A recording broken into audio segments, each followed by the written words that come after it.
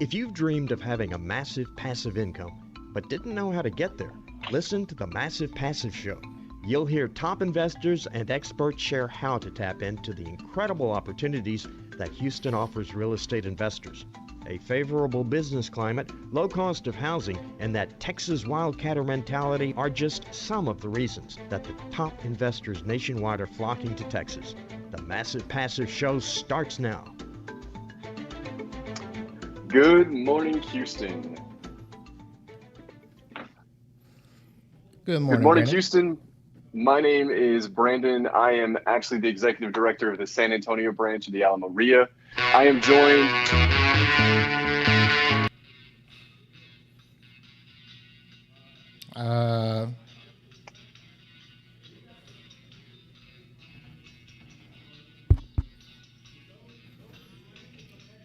Did we lose our producer? Hello, I have his music right now. I'm not sure what happened. Let me check with Susan at the station.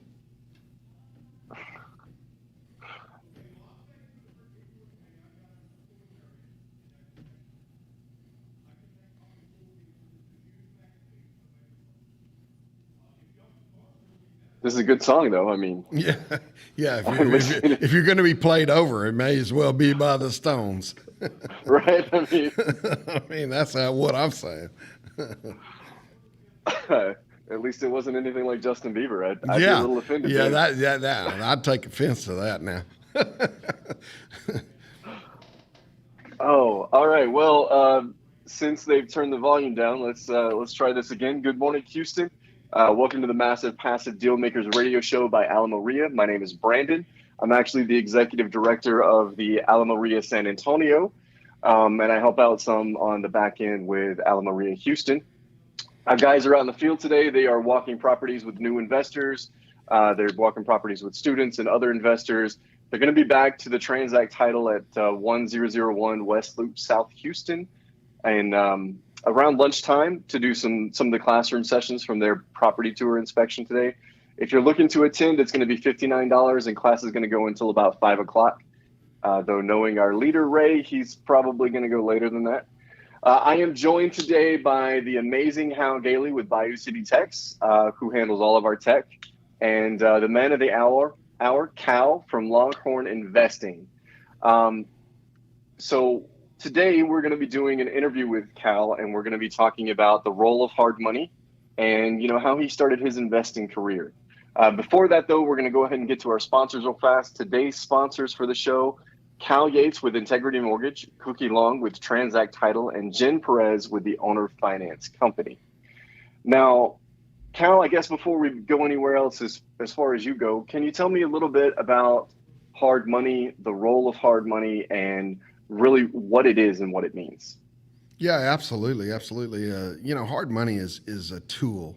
It's a very powerful tool utilized to go ahead and fund, not using your own money, fund the purchase of a broken house. We're going to fund the purchase. We're going to fund the repair, and then you're going to minimize your cash into that deal. So really, it's a leveraging technique that, quite frankly, I wish I would have known about when when I was a lot younger. But it's a great leverage piece that you can utilize to either flip houses or build a rental portfolio or both. And I have used it in our personal business to do both. So yeah, that's a great question. And every investor needs to definitely start out by learning about access to that kind of money. Awesome. That's some really good information there. So I know that you are going to be at our Houston main meeting on Saturday, the 11th, which starts around 8:30 in the morning. So if anybody has any additional questions about hard money, they can find you there, correct? That's correct, yes. And I'm so thrilled to be a part of this. I'm not a radio personality, so pardon the bumps along the way. I'm not a TV guy. I've certainly never been on HGTV, but I have made a ton of money in real estate. And Cal and Longhorn investors are all listed on our website, massivepassiveshow.com, on the vendors page. Awesome. Absolutely, Hal. So one of the big things that we at the Alamo RIA talk about, both in San Antonio and Houston, is networking, building your network, growing your network, because your network equals your net worth. And that's one of the things that, in my mind, hard money is, because if you network with somebody that deals with hard money, then you're going to be able to say, hey, I've got this deal. Does it look good? And they can tell you yes or no, because they'll be willing to lend on it or not. Is that something that you guys actually work on as well, helping the new investors figure out if it's a good deal or not? Absolutely. I mean, we're a great backstop for any investor, really, because we have a ton of experience. We've done over 5,000 of these loans over time, and so you learn a few things, over time.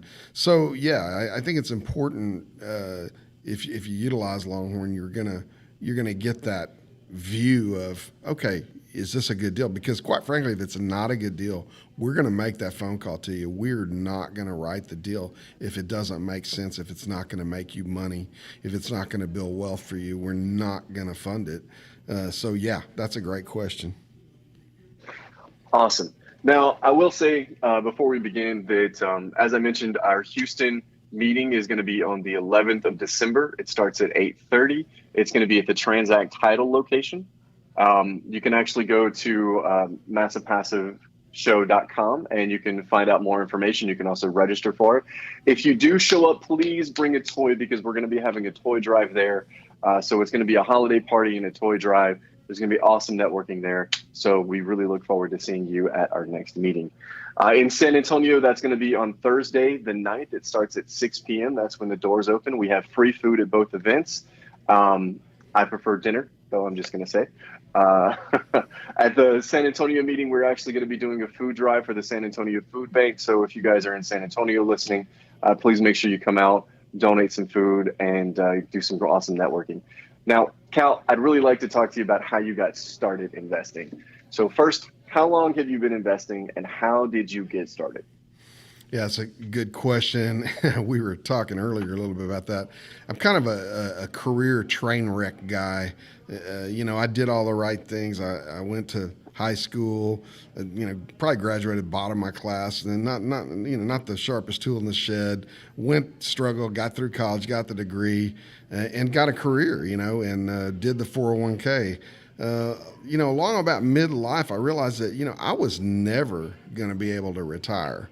So I really looked at real estate at that time to be able to, was there hope in that?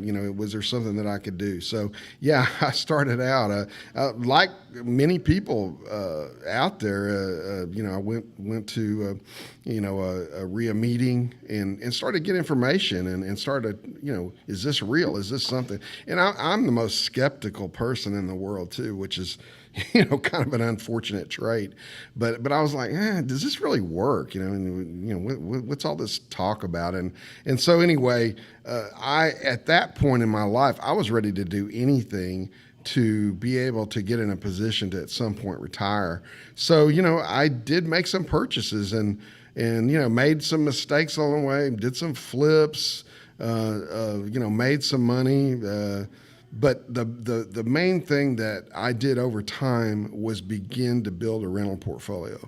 And that I'd say in a 6 to 7 year span between me and my older son, I mean, we have transformed our family. We are definitely in a position to retire versus, 7, 8, 9, 10 years ago, not going to happen. So, it's I just can't speak enough at how phenomenal learning about leveraging money, learning real estate, learning these things, going to these to the Alamo meetings and getting that. I mean, I just can't stress how important that is. Now, look, if you're the CEO of Exxon right now, you can go ahead and, click off the radio because you don't need to be a part of this, right? But if you are a regular guy like I was, and you are not seeing that there's a mountain of cash in your 401k that you can ever quit your work, then, I think you need to roll on down here and be a part of this. Awesome. And that's really the strength of hard money, is that it lets people who aren't the CEOs of companies like Exxon jump in with equal footing with those people who have massive amounts of liquidity to play with. Unbelievable. The thing is, these tools that we're using to leverage money, I mean, and corporations and wealthy individuals have been doing this since day one and continue to do it. Republicans and Democrats alike, believe me. But the reality is the regular guy, we have not been trained in this. I didn't get it in high school. And don't know if I would have heard it in high school, okay? And then college, hey, I got a college degree, but I didn't get any information on this, although I did have some finance classes, but they didn't make me understand how to leverage money. They didn't make me understand how to move to a wealth position in life. I think that what you said is really important, because school doesn't teach you how to, one, handle money, deal with money, think about money, use money in any way, shape, form, or fashion. In fact, the Army doesn't do that either. That's where I'm from. So it's important that people need to seek that information outside of the traditional school system, because it's just not going to happen there. That's exactly right. And that is the part that made the difference for us, is being a seeker. I remember, let me tell you, I remember I was driving out of my house and I stopped to get like get a breakfast burrito or whatever. And there was a guy there that I knew, a neighbor guy, and, I'd golfed with him before, and he said, "Hey, what's going on? You're leaving on a Saturday morning pretty early." I says, "Yeah, I'm going over to a real estate meeting." And he goes, "Oh, wow, that doesn't sound good. I'm sorry." I mean, that was his conversation to me. And that same guy, he's probably downsized to a patio home. Meanwhile, I've got millions of dollars of real estate. So, it's about choices and what do you want to do and how do you see, moving forward. So.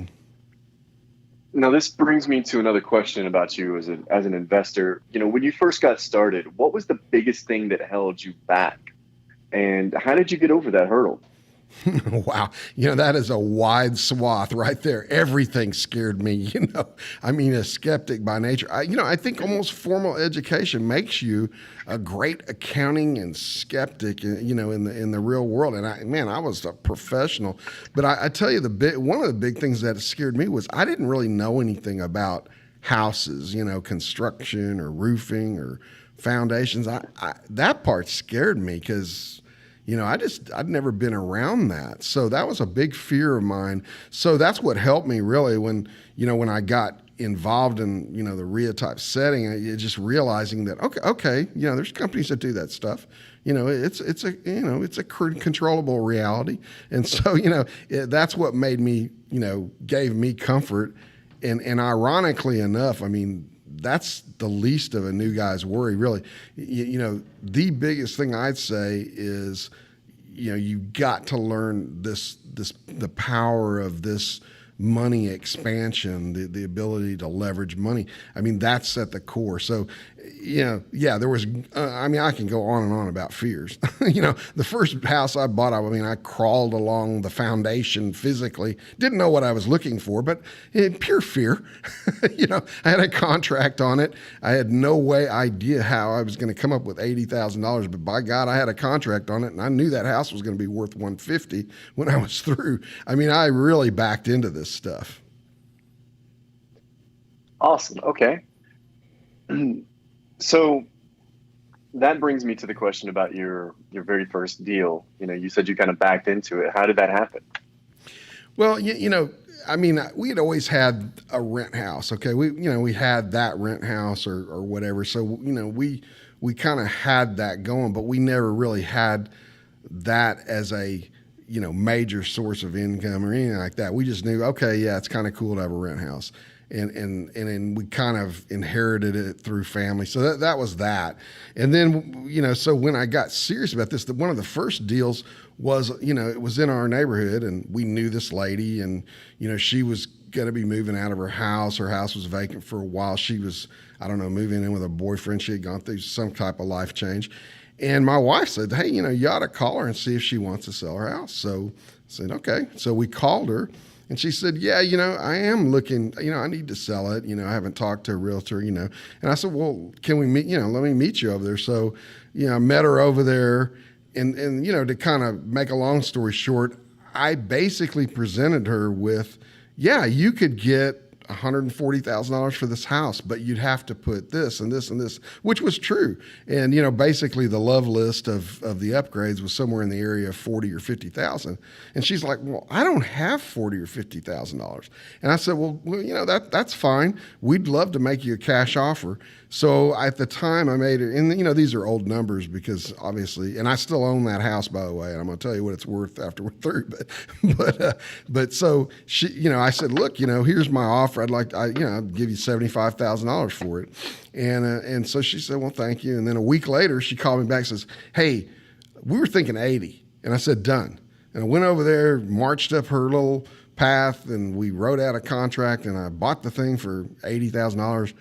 Walked straight back down that path and realized, I don't have $80,000, So I honestly so backed into this, but I did know that house was going to be worth at least $130,000, even with a light rehab. So that first one, I actually kind of poor boyed it. I put the deal together. I did utilize hard money.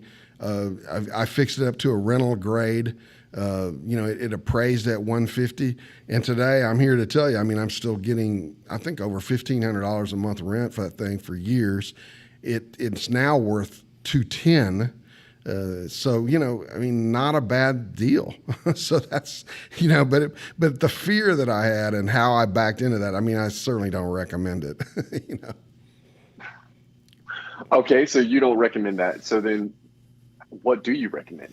I recommend, absolutely getting information and knowledge. I kind of pulled the trigger, and let the gun shoot without really aiming it at first. And, typical fashion for me. Once again, I was a low performer in school, so that's just how I do things. But you truly, what I found out, the beauty of it is I started to realize that hey, there are some great places like this setting here, Alamo Rio.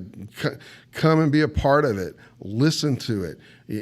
Get comfortable, get knowledge. I would have been a lot better off had I had a little more knowledge when I did that deal. But look, the deal still ended up, netting me wealth in the end. So, even with all the mistakes, right, it still is a good deal.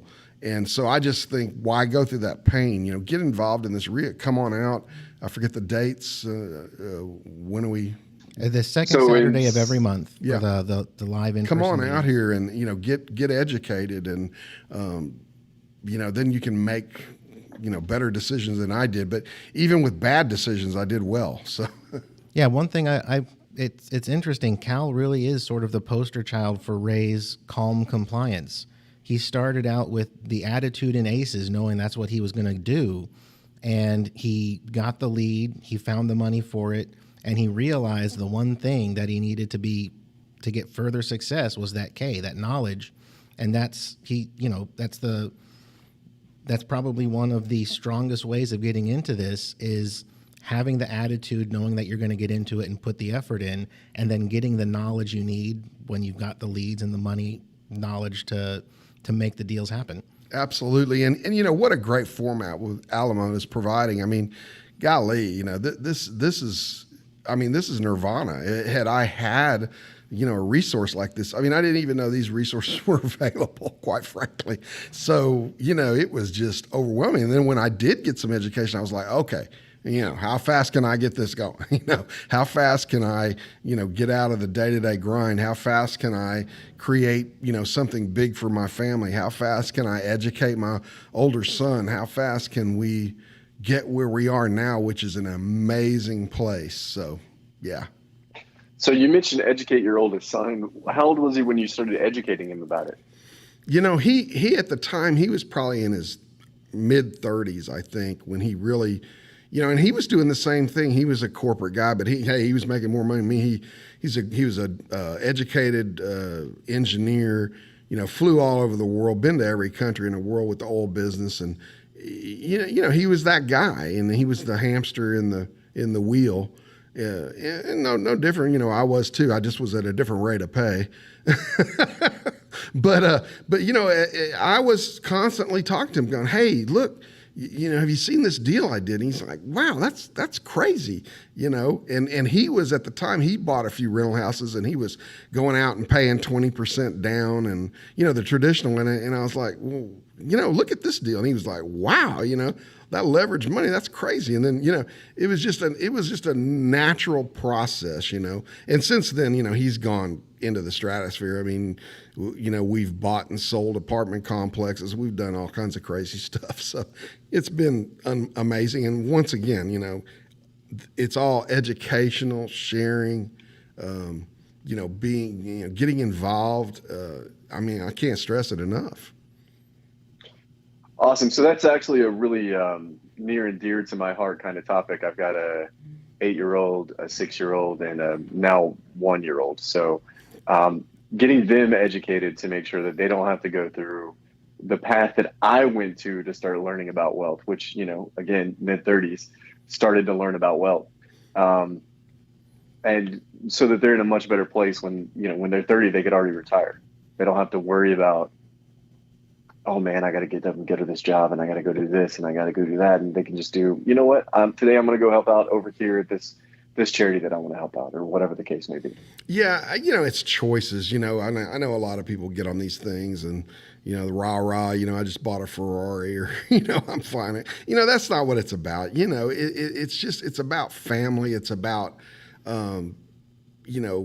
solidifying your choices in life. Hey, I'm not we don't own our own airplane. We're not, it's not crazy stuff. Now, I do know people who have pushed it that far, and that's fine. And that's the cool thing about real estate. You can get involved and do as much as you'd like to do. For me, just making sure all bills are paid, and, I'm moving forward, and I've got great equity. I have a vehicle to retire with. Those are the things that just, that's what I was looking for. But man, there are people, and my son has done much bigger things, let me tell you. So yeah, that's what's cool about real estate, is there's so many ways to play it, and it's as big as you want to envision it. So this brings me to an interesting question about failure. What was the worst deal that you've ever done? Oh, I knew you were going to ask me that question. I love to talk about this deal because it's a failure, but it's also a win. This is kind of one of those interview questions. Maybe I shouldn't turn it around on you, but it's the truth. But literally, we bought a house in our neighborhood. Now, this was back in the day. This was back still in the carnage of maybe 2010, and that kind of stuff.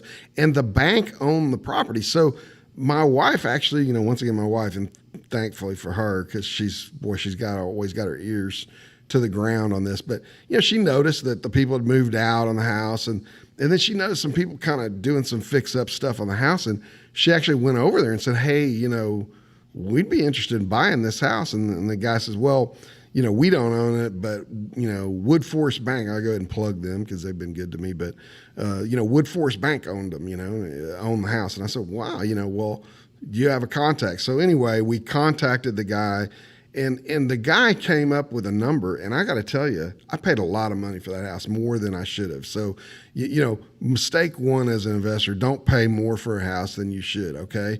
And I will tell you, at the time, I paid more for that house than I should.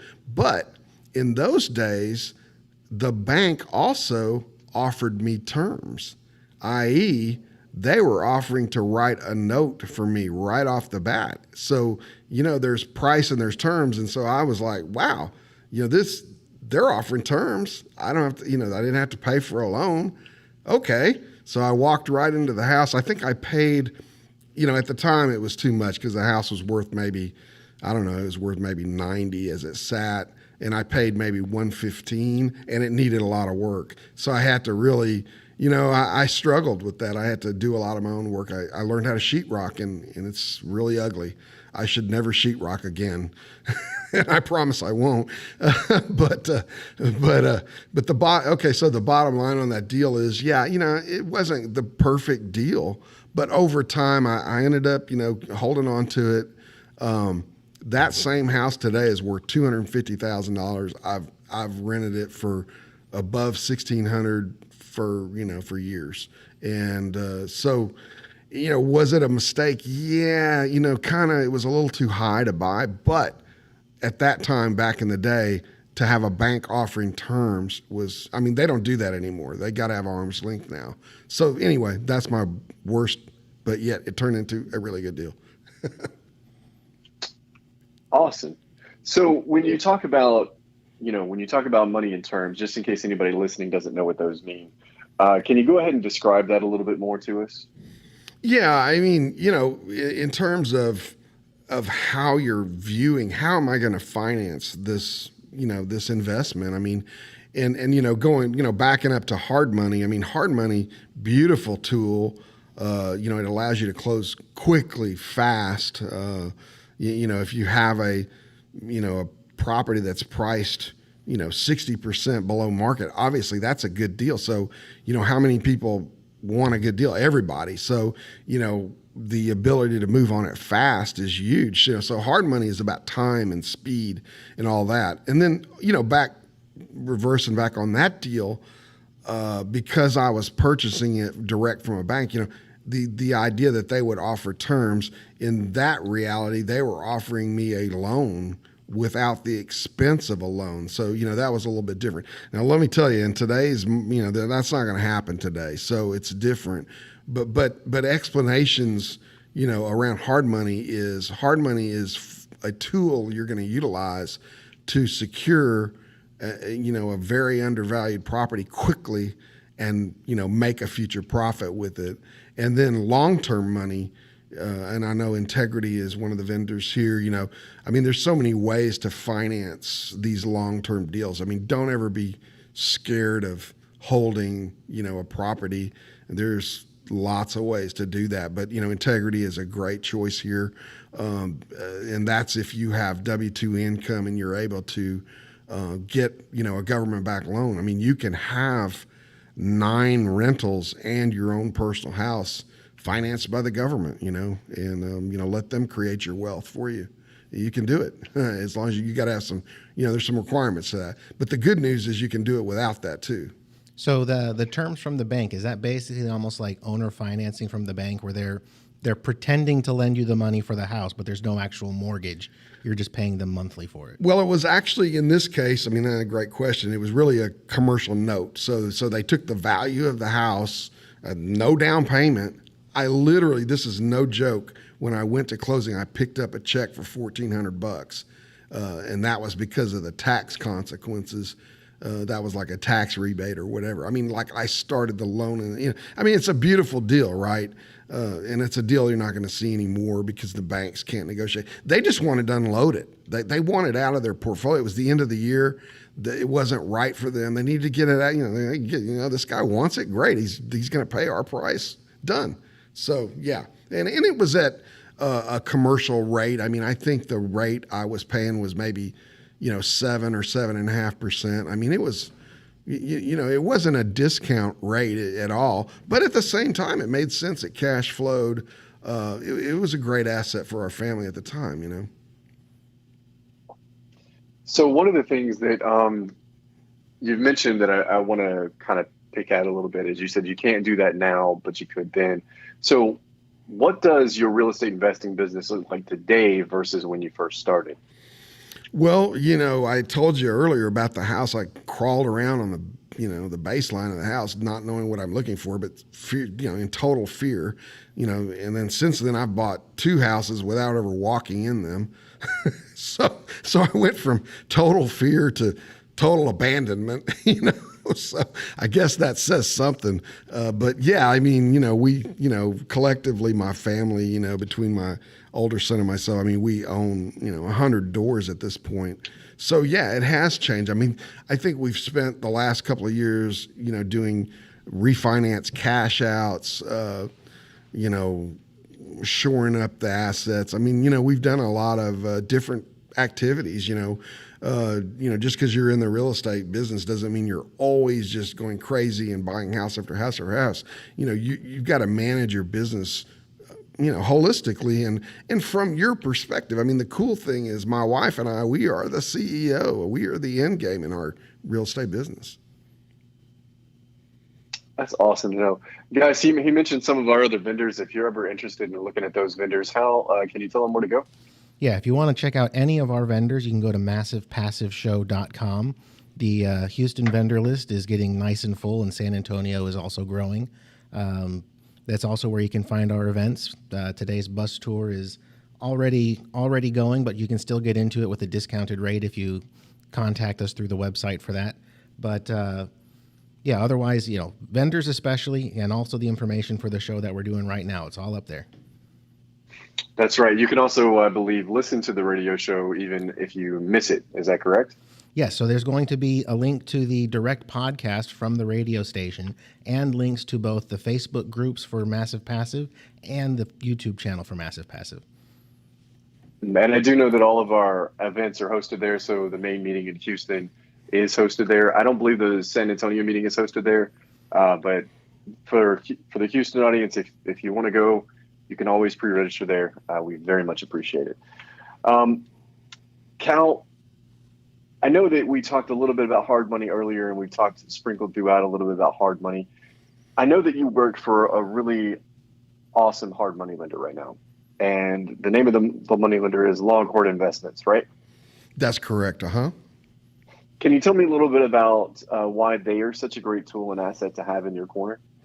Yeah, absolutely. I mean, when I was doing deals, and I've done deals with other hard money companies, through the years, and I, bought and purchased, several houses, and then, I used Longhorn. I utilized Longhorn one time, and I thought, wow, they're just a little different, they had a great draw process. It was very smooth, and it was like quick close, seamless, and I was like, these guys aren't bad. And to make a long story short, I mean, I really wasn't looking for a job at that time. I was, pretty busy in the real estate business, and I was really seeing some light at the end of the tunnel in our, in our family plans. And a gentleman from Longhorn called me and said, hey, we're looking for somebody to rep down in Houston. And I said, well, I'm not really looking for a job. And he said, well, we have full health care benefits at no cost. I said, well, when do I start? And that's a true story. And I've been there for 7-8 years, but health care is a big deal, so I'm just saying, but golly, I'm so glad I did. They're great guys to work with. And, the big distinction I think about Longhorn is just about every other hard money company also has some kind of arm that buys and sells homes. I mean, they've got a wholesaling unit, and that's not necessarily a bad thing. But what I like about Longhorn is that they have no interest. They are truly money. $150 million capital access. I mean, they are about the money. They could care less. They don't want to own the home. They don't want the house. They never want the house. And so there and there are some strange stories out there, but you can get into situations where a lender could be predatory. I mean, they might want that deal more than and that is a truth. So for me, that was comforting. These guys are just money. They're smooth, efficient, great draw process. I was like, hey man, this works for me, So and I continue to use Longhorn, money in my deals. So it's great. Yeah, just this week during the live training on Wednesday night, James was talking about how important it is to have buyers you can trust, and like Cal just said, having lenders you can trust is just as important. You don't want to be dealing with a lender as a customer of theirs where they're also competing with you in what you're trying to do. Yeah, and that's, a lot of people don't even get that, and that's so cool that you say that, because, I mean, really, look, if they've got a wholesale arm and, let's say you're a wholesaler and you're going to move up the financial ladder, maybe you're going to buy a couple of rentals or whatever you're going to do, and you're like, wow, do you really want to put money in the pocket of your direct competitor? So yeah, you can go deep like that. But I mean, realistically, I mean, I just think Longhorn, and I was happy that I found them, and they did a great job for me. And we continue to use their money in our business, but it's just different because they truly are. I mean, Mike, the gentleman that owns it, and that's another thing that I want to say about Longhorn is that it's a very flat organization. I mean, it's me, it's Eric up in Dallas, and then it's the owner. And that's what's between you and $150 million. I mean, that's crazy. That really is crazy. I mean, there's like, 3 people. Yeah, if you're dealing with a bank, you've got several layers and dozens of people before you're seeing. Yeah, and don't get me wrong. I mean, we do have not to mention the board. Yeah, right. We do have underwriting. We have underwriting people, and we have great. And that's another thing too that I keep thinking of more cool things, but. Instead of spreading thousands of reps across across the nation, really they spend their money internally. Like for me, every rep has 2 or 3 processors behind them. So it's the internal work of this business that they're spending the money on instead of just winging that. So what that means is when you bring a deal to us, man, it's just fast, efficient. Those guys taking care of the title pieces. I mean, in terms of, working with the title company, it's crazy good. So that's what I have to say about Longhorn. Well, I'm glad that you like your job and the health benefits. That's always a plus.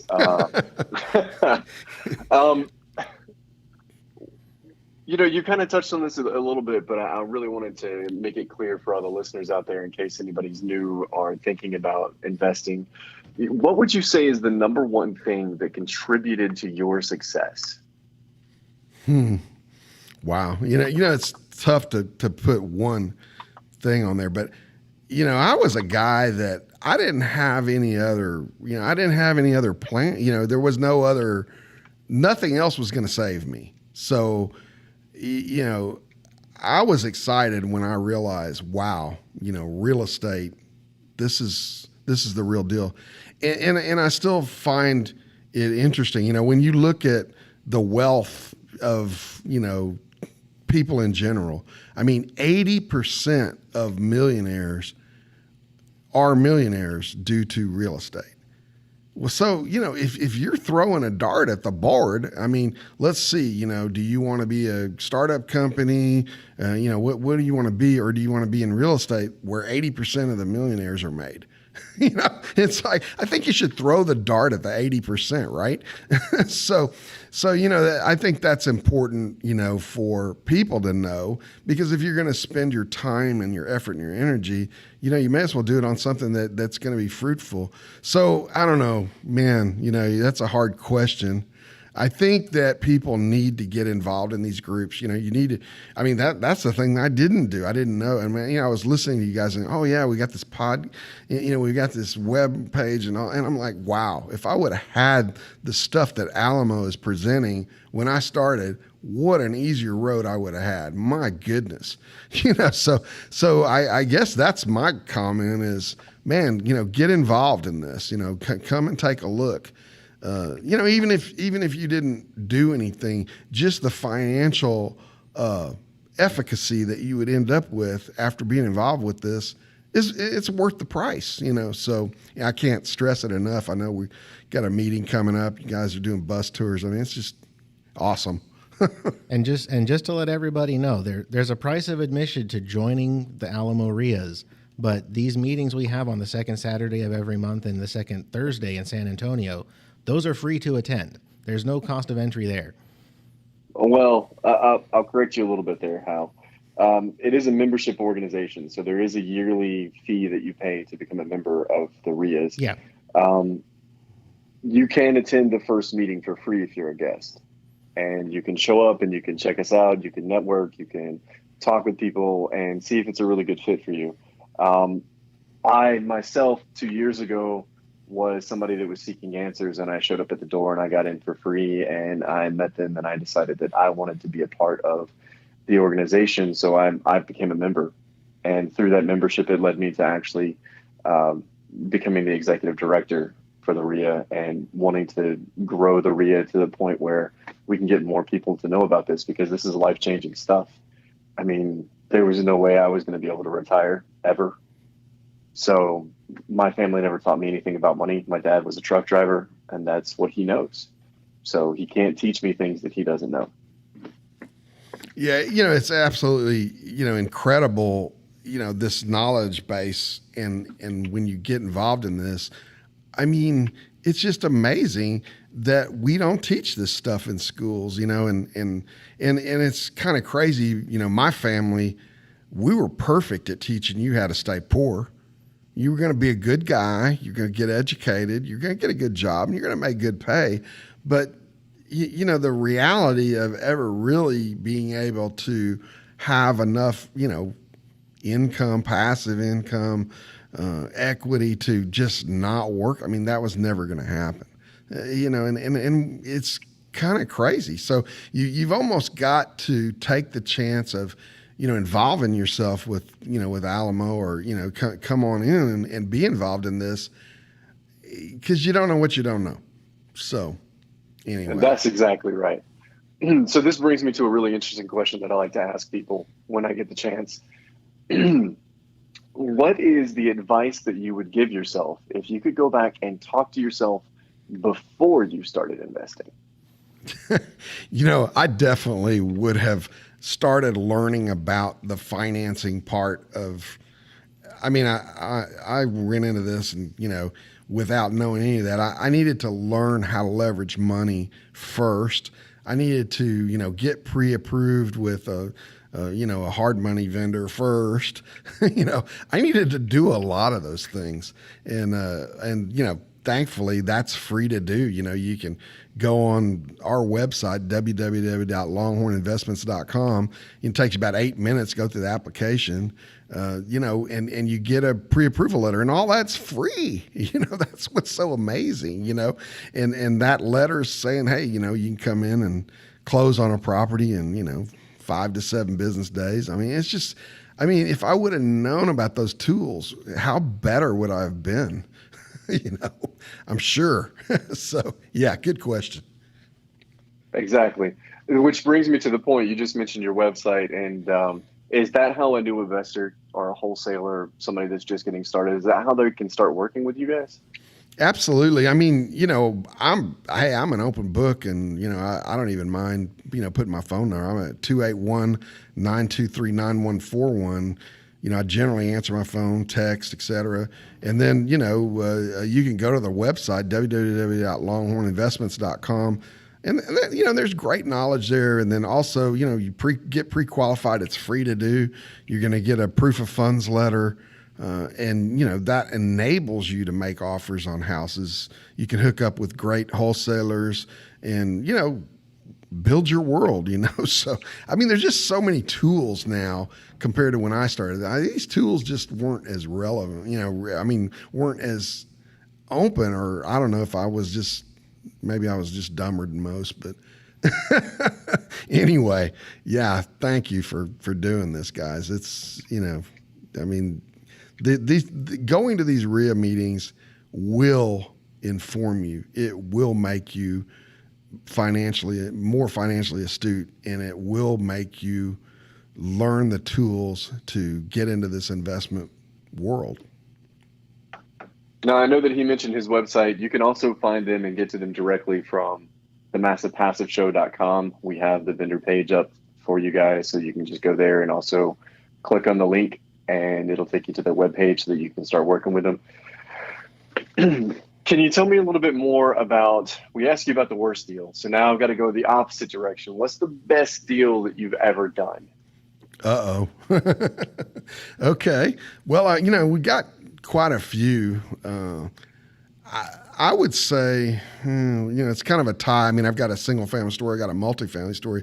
My son purchased an apartment complex. I think it was in like 2015. And, he purchased it for, I don't remember what it was, but I don't remember how many doors. But bottom line is it was a purchase of like $1.4 million, I think. And they operated it for 2 years. And I think they put about $100,000 into it. And then I helped them sell it. We sold it in 2 years for $2 million. So that was pretty, that was pretty good up. And without, much pain really. And then, honestly, when I sold it, I was wondering why we're selling it because it was really a cash monster. But, he had other investors involved in it as well. So, he needed to sell it. That was the plan with that particular investment. Then I'd move back to a single family home I bought. And this isn't that long ago, but I had a wholesaler that called me and said, "Hey man, I got this house. I know you have a lot of houses in that area, blah, blah, blah. And they want X for it," which, and I thought, that's a little much, So you want to look at the house, and it was a rainy day, and I was like, okay, I'll look at it. So I go out there, and it's just pouring down rain, and I literally was soaked. And I walked in the front door, and there was boxes everywhere. I couldn't see what this had. I mean, literally, it was box to box to box to box to box, But it was in my stomping ground. I kind of looked at the brick line. I looked at the roof line. Yeah, it was all there, So I thought, and I really, I got to say, I kind of was winging it on the rehab. But anyway, I put together a deal, and I said, and the a realtor actually that I'm friends with was working it, so she was going to get a fee, and the wholesaler's getting a fee, and so I just told her, I said, look, I can do that deal at 114. That's all I can do. If you can make a deal happen at that rate, then boom, I'm in, and I'll close quick. Well, she got it done, So anyway, that house, I put it together, and once again, here I am. Maybe I can't get away from myself, but I backed into the rehab. I didn't know what it needed, but I put like 10 grand in there, because I was going to hold it. So anyway, we did the appraisal on it. It appraised at like 160. So, it was a good day, and then, so I went ahead and I stumbled through the rehab. There was a couple little uh-ohs that I didn't pick up, but it worked out okay. And I settled it down. And so the rest of the story is that house is now worth 205. And I think, I owe like 100 grand on it. So yeah, that was, and my cash to close on that house was like $6,500. I think that's all I have into that, into it of my money. So yeah, that was a good day. Well, we're getting down to just under 10 minutes left to this show. So let's see if we can dig down and get a couple more valuable nuggets before we run out of time. Oh, thank you for that reminder there, Hal, because I was just going to keep going. All right, so when we're talking about hard money, let's switch topics real fast and go back to the hard money.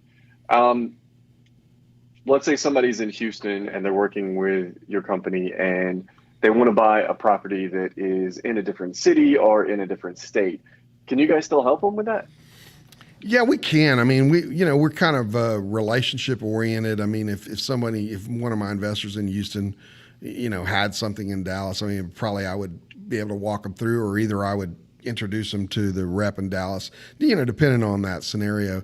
And then, we have a decent footprint. We do loans all over this great state of Texas, of course. And then, we do loans in Indianapolis. That's Indiana. St. Louis, Missouri is part of our swath. We also Tennessee. North and South Carolinas, we do quite a bit of business there, and we just recently opened up Atlanta. So we continue to open up and expand markets where it makes sense for us, to where we can manage our risk and keep lending out gobs of money. Awesome. So multiple states, but not every state currently. That's correct.